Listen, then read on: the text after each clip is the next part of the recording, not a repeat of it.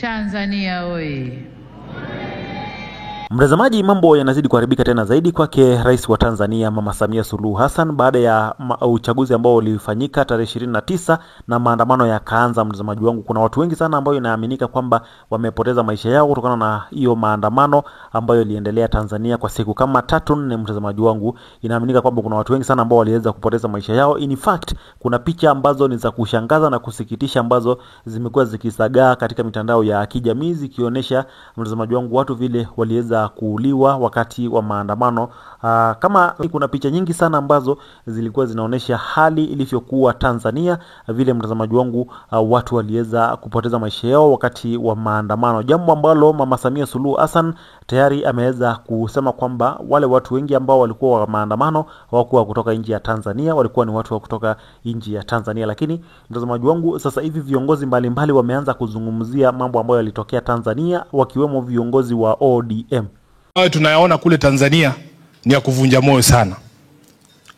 Mheshimiwa party leader, baba alikuwa na marafiki kule Tanzania. Ndugu zetu wa chama cha Chadema walikuwa marafiki wake wa karibu. Wakati ambapo tunaenda kumpumzisha baba, vice chair wa chama cha Chadema Mheshimiwa John Heche alikuwa aje Bondo kwa ajili ya kumsindikisha rafiki yake wa muda mrefu. Serikali ya Tanzania ilimzuia ndugu yetu John Heche, hakuweza kufika ndani ya Kenya ili kuweza kumuenzi rafiki yake, na alichukuliwa hapo hapo, passport yake ikachukuliwa. Mpaka kufikia sasa hatujui aliko John Heche. Alishikwa kwa sababu yetu sisi wana ODM, kwa ajili alikuwa anakuja mazishi.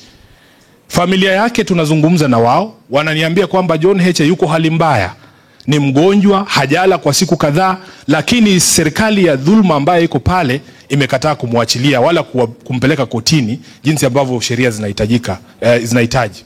Sisi wana ODM tumesikizana kwamba kesho tutatoa taarifa rasmi kuhusu matukio haya yote, lakini nikiwa hapa nikemee matukio haya kwa sababu si matukio ambayo wanademokrasia kama sisi tunaweza kukubali yafanyike katika area hii yetu ya kanda ya Afrika Mashariki. Na nataka niwaonye nyinyi watu. Unajua, mnaweza fikiria Tanzania ni mbali sana. Ugonjwa wa corona ulitufunza.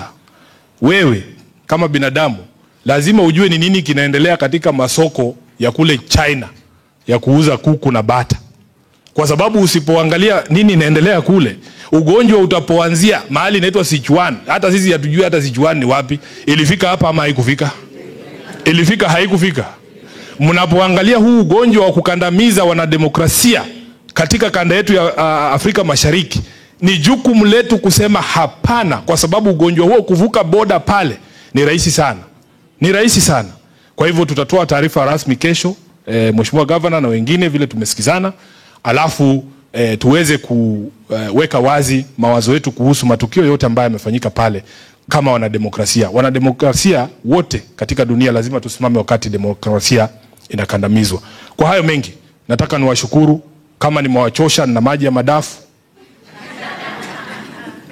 katibu wenu unajua si unatembea kama katibu ama. So mtazamaji wangu, kama zile habari ambazo tunazipokea kutoka Tanzania kwamba watu wengi sana waliweza kupoteza maisha yao, huenda ikawa Mama Samia Suluhu Hassan ataweza kujikuta mahali pabaya sana, na anaweza kujikuta International Criminal Court, mtazamaji wangu, kama yale maneno ambayo kwa mfano chama cha upinzani huko Chadema walikuwa wamesema kwamba watu 700 tayari wamepoteza maisha yao, na hiyo ilikuwa siku ya pili ya maandamano.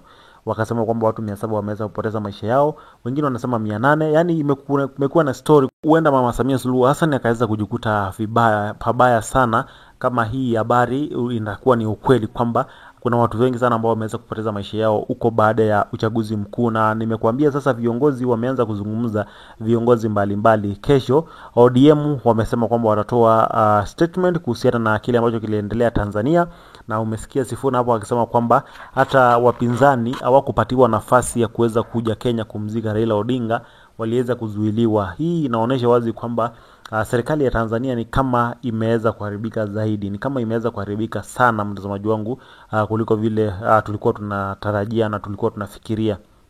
Katika Afrika Mashariki, Kenya ni mahali pekee ambako kuna uhuru wa kisiasa. Hapa mtu akisimama na kumkosoa rais, haletewi watu wa kuja kumkamata na kumpoteza kama ilivyo kwenye nchi zingine majirani zenu. Hapa vyombo vya habari vinaandika uchafu wa serikali bila uoga. Hakuna kufungiwa magazeti, hakuna waandishi wa habari kutishwa. Majirani zenu hatuko hivyo. Kwa hiyo Kenya ni mahali salama sana. Kwa kweli nikisema hali ya maisha ya Kenya ni ghali, nitakuwa nazungumza kitu ambacho sikijui. Ninasikia watu wengi wanalalamika kwamba hali ya maisha imepanda sana. Nyie mnaoishi Kenya mnajua zaidi kuliko mimi. Nchi zinategemeana kwa mikopo, kwenye nini. Swala la muhimu always ni tunakopa kwa sababu gani, tunakopa kwa masharti gani, hao wanaokopa tunawadhibiti kiasi gani. Nina mashujaa wengi sana, kwa sababu inaonekana kwamba upinzani hawana uhuru kabisa, hawana nguvu kabisa huko Tanzania, na hakuna kitu wanaweza wakafanya upinzani, kwa sababu inaonekana kama Tanzania ni serikali tu na hakuna mtu mwingine anaruhusiwa kufanya chochote, mtazamaji wangu. So hivyo ndio mambo yanaendelea. Mtazamaji wangu, viongozi mbalimbali wameanza kuzungumzia kuhusu mtazamaji wangu Mama Samia Suluhu Hassan, na kusema kwamba alifanya makosa. Na ukweli ukitaka kujua alifanya makosa, angalia Afrika, hakuna watu wengi ambao wamejitolea kuweza kumpongeza Mama Samia Suluhu Hassan.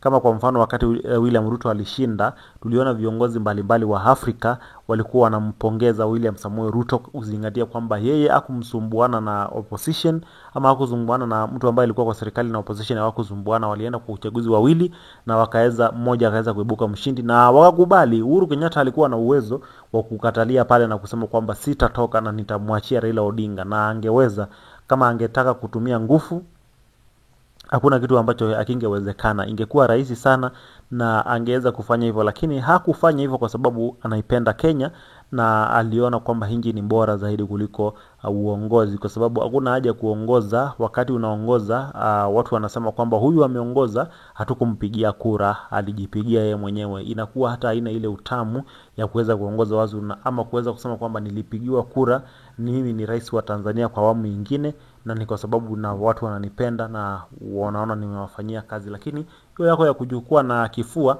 sidhani kama itakuwa na utamu. Hata ukiwa kwa mahali ambapo kuna mapresident wengine, watakuwa wanakuambia kwamba wewe unajua kwamba wewe ulichukua kiti kwa njia ya mlango ya nyuma. So wewe sio moja kati ya watu ambao tunaweza sema kwamba ni wapambanaji na umepata kiti cha urais kwa njia ya ukweli. Na hiyo tu nadhani kwamba kwa upande wangu sioni kama ina make sense sana. Itakuwa inakuonesha kwamba ndio wewe ni rais, lakini watu wanajua kwamba uliingia pale kupitia mlango wa nyuma, na kwamba au kuingia pale kupitia njia ambayo watu wanastahili kupitia. So sijui na maoni gani. Ningependa sana nisikie maoni yako chini katika sehemu ya comment section, lakini pia nakuomba usiende mbali, kwa sababu itakuwa narejea hivi punde tu na mengi zaidi nje Daily Politics. Kwa sasa, good night.